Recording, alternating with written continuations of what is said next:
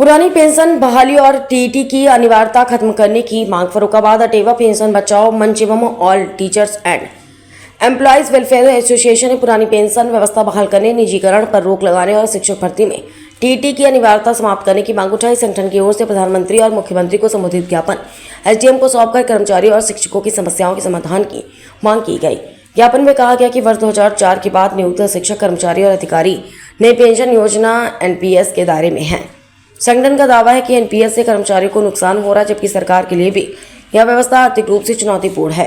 संगठन ने पुरानी पेंशन व्यवस्था को कर्मचारियों के हित में बताते हुए इसे फिर से लागू करने की मांग की। ज्ञापन में 20-25 वर्षों से सेवारत शिक्षकों के लिए टीईटी अनिवार्यता को भी गंभीर समस्या बताया गया। संगठन के पदाधिकारियों का कहना है कि लंबे समय से शिक्षण कार्य कर रहे शिक्षकों के लिए टीईटी की अनिवार्यता के कारण उनके सामने नौकरी को लेकर असुरक्षा पैदा हो रही है।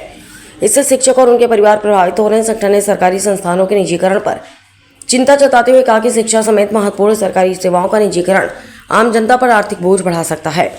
पदाधिकारी ने प्रधानमंत्री से पुरानी पेंशन बहाल कराने, टीईटी की अनिवार्यता समाप्त करने और सरकारी संस्थानों के निजीकरण पर रोक लगाने की मांग की। ज्ञापन देने वालों में संगठन के प्रदेश, जिला और ब्लॉक स्तर के पदाधिकारी एवं शिक्षक कर्मचारी शामिल रहे। फर्रुखाबाद से राजीव कुमार, समाचार 24। मुद्दे लेके आप लोग कुमार जिला संयोजक teacher self care team Farrukhabad से हूँ और ये आज सबका जितने भी संघ है उनके संयुक्त मोर्चा के तहत अटेवा के बैनर तले और सभी संगठन के बैनर के तले पेंशन बचाओ, पेंशन चाहिए, इसके लिए सभी लोग संघर्ष कर रहे हैं। इसमें हमारे सारे शैक्षिक जो भी शिक्षक है, बंधु हैं, भाई बहन हैं, सभी लोग तिरंगा यात्रा के माध्यम से सरकार को चेता रहे हैं कि हमको सिर्फ ओपीएस चाहिए। एनपीएस के विरुद्ध हम लोग आंदोलन कर रहे हैं।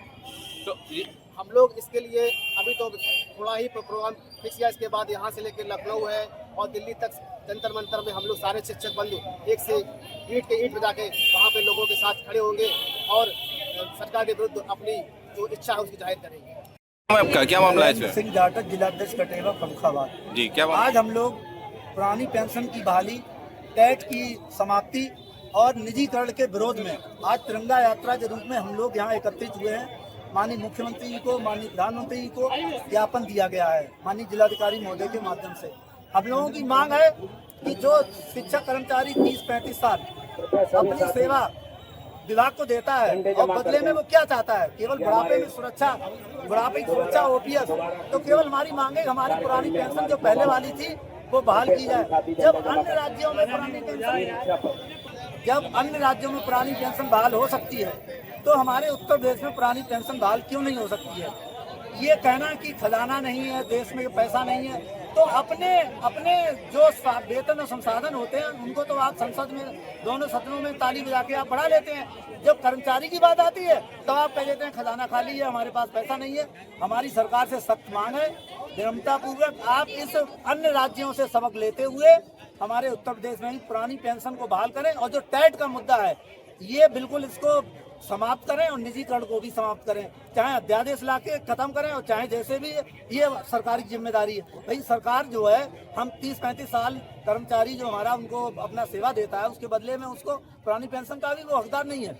ऐसा नहीं चलेगा। अगर ये सरकार नहीं मानती है, हो सकता है इससे आगे और बड़ी लड़ाई होगी।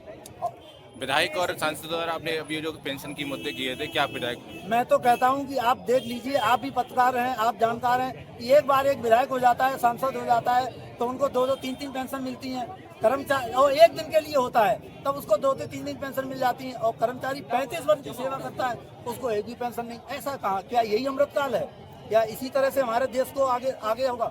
हम तो चाहते हैं अगर हमारे देश के बुजुर्ग, जिस देश में भी बुजुर्ग अगर खुश नहीं है तो उस देश की खुशहाली नहीं हो सकती है। हमारा विरोध इसी बात का है कि आप पुरानी पेंशन बहाली को तत्काल बहाल करें। अगर पुरानी पेंशन बहाल नहीं करते हैं तो हमारा संगठन जो आगे निर्देश देगा उसका हम पालन करेंगे।